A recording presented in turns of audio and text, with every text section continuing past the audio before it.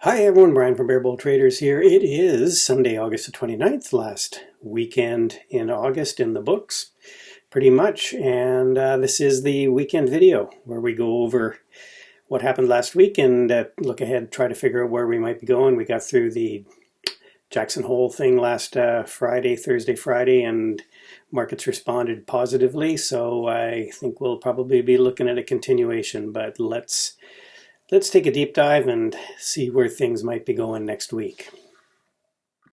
All right, so looking ahead here at the coming week, we do have some earnings, although we are into back end of the earnings season. We have some interesting earnings coming up here. Li, Chinese EV company, Cloudera, Zoom, which obviously has been very good through the pandemic.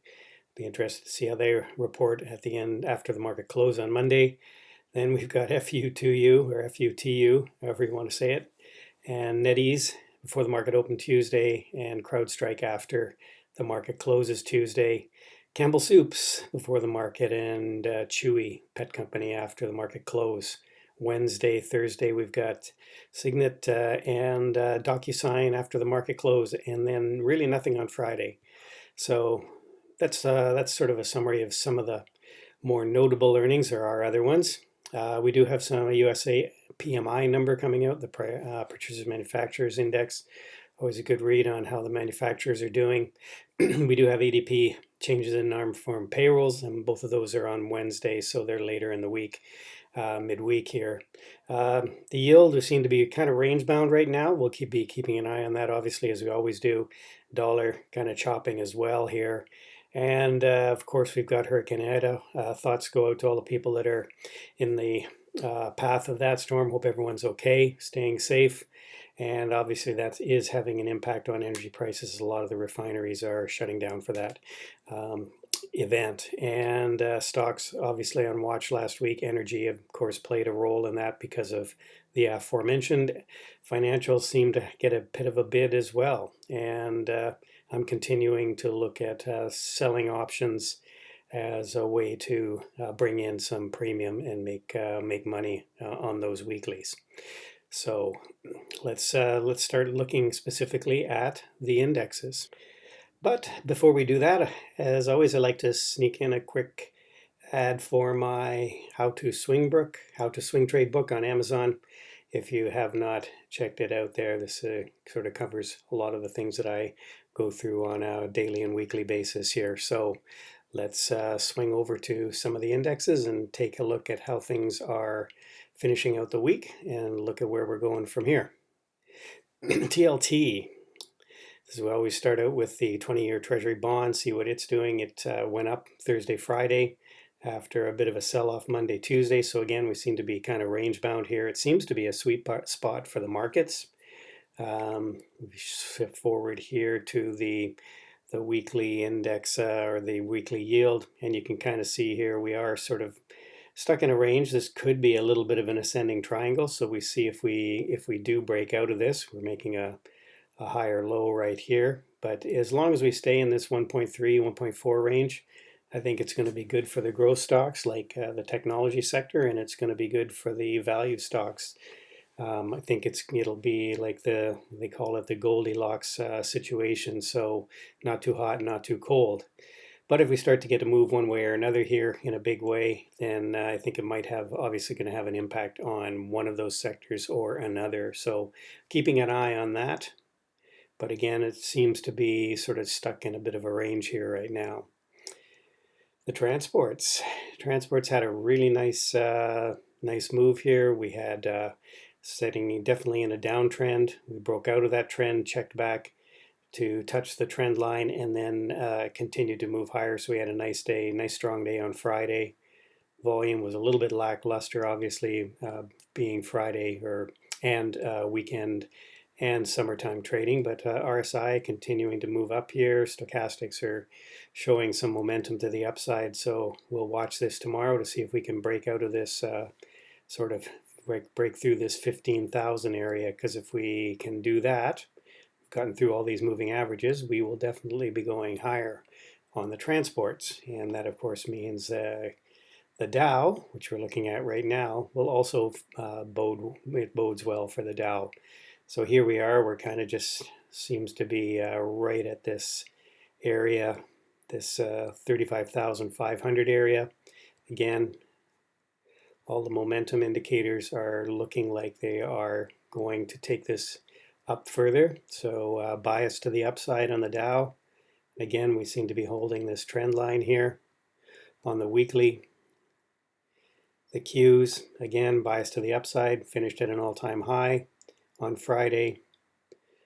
Trend seems still to be up to the upside, and again, up on the week, over 2.25% or 2.25% there on the week. A nice strong week for the Qs as we continue to stay in this uptrend. And the SPY, again, sort of same story, new highs, decent volume here. You can see that on this high. And it's what you like to see when you get a break to a new high. You like to see building volume.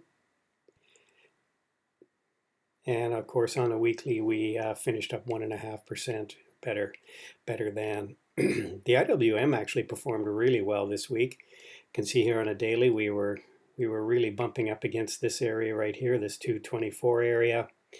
And we made a definite move higher here through 224 through this area of resistance and broke higher. So I'm looking for IWM to go higher. You know, this area, obviously huge area of resistance.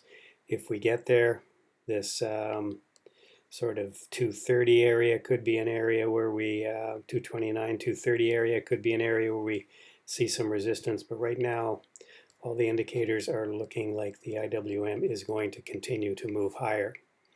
And you can see here, RSI curling up nicely. We had a decent volume day, not outstanding. RSI looking like it's hooking up, or stochastics, I should say, looking like they're hooking up. Again, the dollar, real big move on Friday after Jay Powell's comments, and maintaining the buying until at least the third quarter was the indication. So no taper till at least well into the third quarter.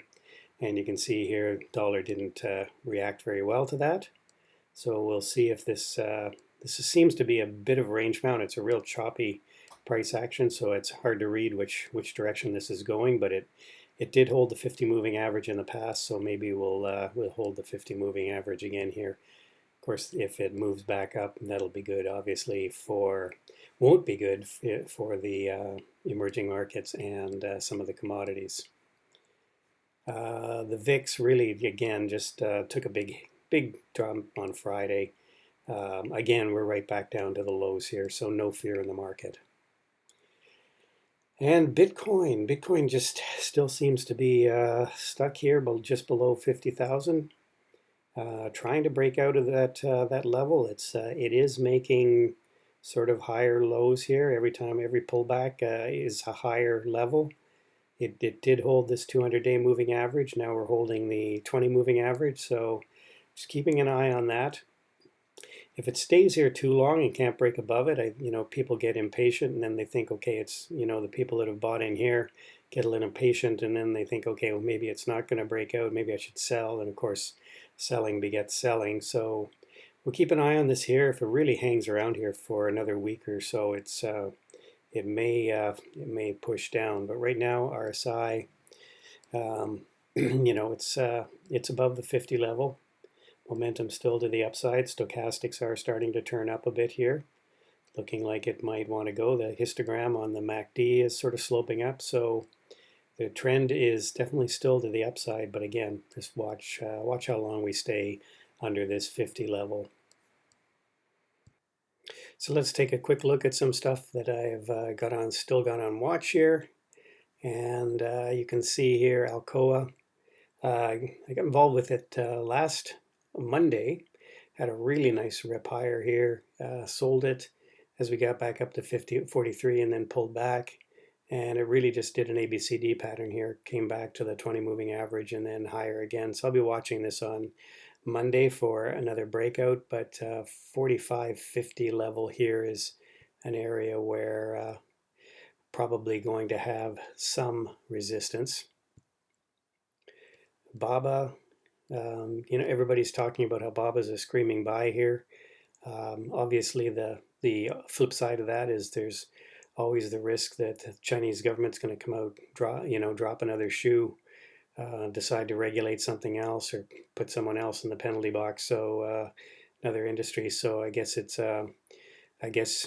you know where your poison is. So, but it does seem to be putting in a bit of a bottom here. Even on a good day, Friday, where we had the market going higher, Baba could not get out of its own way. So that's always a flag for me. But certainly this sort of 150, 54 level, it really needs to hold this low to confirm a bottom. So the low is roughly 153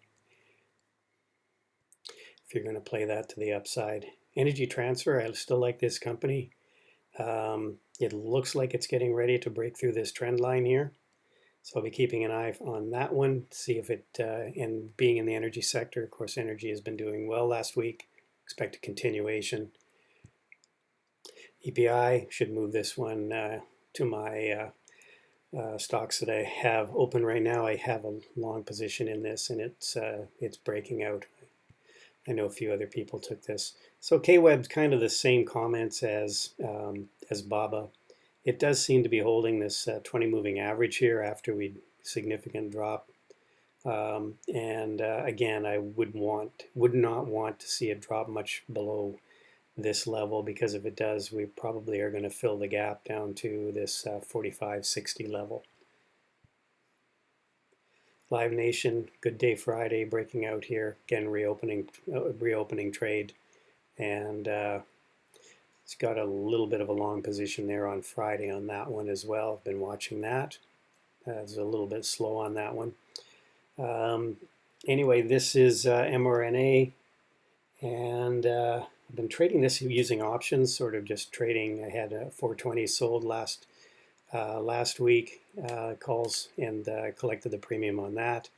This seems to, like I said, 350 seems to be a level that I would look for a lot of support.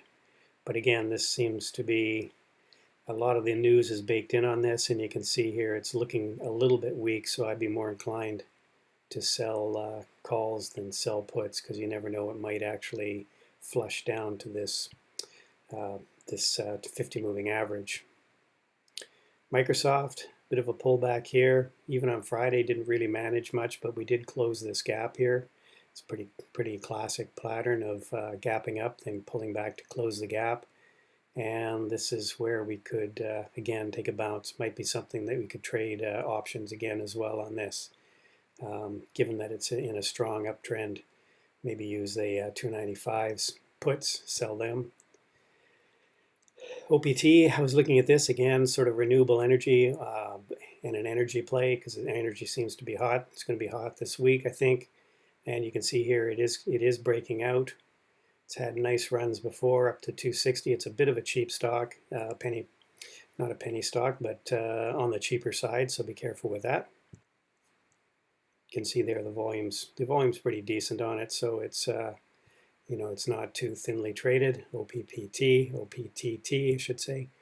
Riot, again, watching this one. If we do break, if Bitcoin can manage to break out of that 50,000 level, obviously Riot, Mara, and some of the other ones are looking good. Here's this UBOT stock that I was talking about for the last week or two. You can see here, here's the range. Here's where we broke out from, and again got involved with a bit of this on Friday as well. So it seems to be going higher. X, again, sort of the same story as AA, kind of a infrastructure play, although it's just not trading as well as Alcoa, so I chose to use that Alcoa instead. Here's the financials, obviously really doing well here on Friday. Nice breakout, looks like an all-time high here for financials. And again, if we stay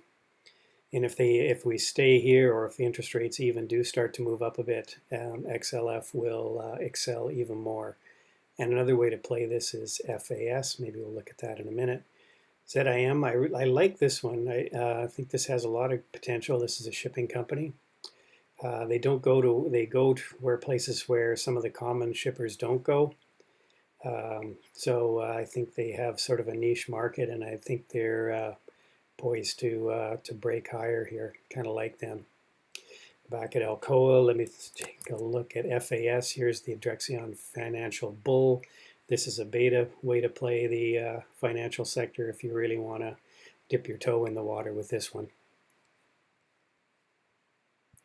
So again, here's a quick look at the groups for the week. Energy, obviously top of the list. Again, partly driven by, obviously, the hurricane that's shutting things down right now.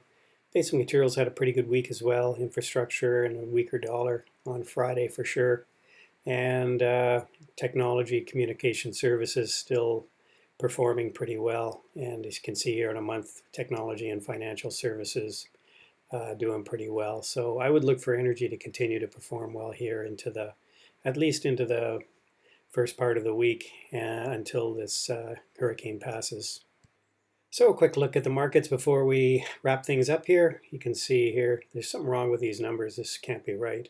The futures right now indicating on the Dow 40, S&P 5, these implied numbers I don't think are correct. It wouldn't be that far off. NASDAQ is up the most here, 25 points. And it looks like the Russell's going to open in the green as well. So looking like green across the board right now.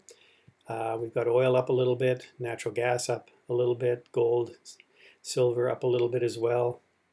And obviously the treasuries are kind of flat right now, not moving very much. And so we'll see what happens, see what tomorrow brings. And speaking of which, I'm not sure if Jared will be on tomorrow. He's down in Louisiana. He might be weathering out the storm. He may not have any power, so he may not be able to do the pre-market show, pre-market show, Engineering the Markets at 8. But Norm and someone else, I'm not sure who, Carlos is taking a mat leave, so be off for a week or two. And so Norm and Carlos will be, and somebody else, not Carlos, will be taking on the pre-market show, going through the early movers and shakers, trying to figure out where the market might be opening, and then we'll be trading the market open at 9:30, all of that live on YouTube. So if you can join us there, that'd be great. Or if you can want to join as a member, you can join us in the room. Anyway, well, I hope everyone had a great weekend, and we'll talk to you all hopefully in the morning. Take care, everyone. If you're down in Louisiana area, please stay safe. Bye for now.